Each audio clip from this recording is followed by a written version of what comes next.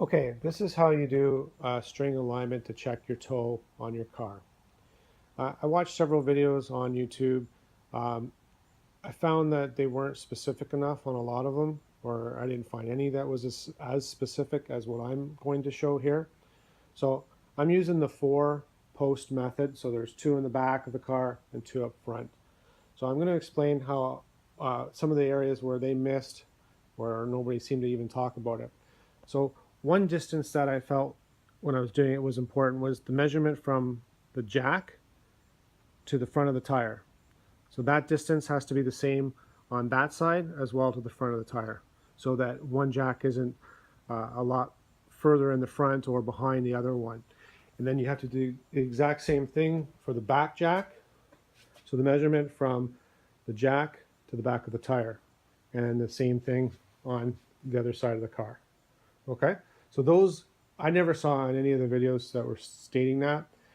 Then the next thing that you have to make sure that's a perfect measurement is the distance from this jack to that jack. Let's say it's 6 feet, whatever it is. It has to be the same as from this jack to that jack in the front, 6 feet. So they both have to be the same. Then you have to make sure that your car, now that the box is square, you have to make sure your car is now in the center of the box.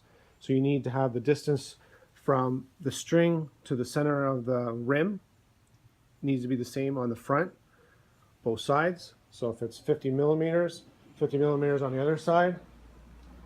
And then in the back, the same thing. If it's 50 or 55, it's got to be 55 here and 55 there or whatever. It's got to be the exact same measurement. The measurement isn't as important, but they have to be the same. That's the important part. Make sure that the car is in your square string box that you've created. Now that you have everything all squared up, the next step is to get your measurement. In this case, I was having extreme tire wear on the insides of both of my tires on the front. I was trying to figure out why that was. So everybody basically was saying if you have toe out, that would cause that. So I was hoping after I did all this that I would find that I had toe out. And in fact, I do. So you take a measurement on the inside of the rim, not the tire, but the rim here to the string. Say that gives you 45 millimeters. And then in the front, in my case, I was off by 5 millimeters. So the string from here to the rim is 40.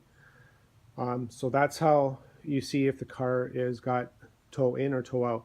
If it was toe in, it would be 45, and this would be 50 here. And then I would give you, that would be 5 millimeters toe in. I'm not saying that that's what you need, but that was just an example of extreme toe in or toe out.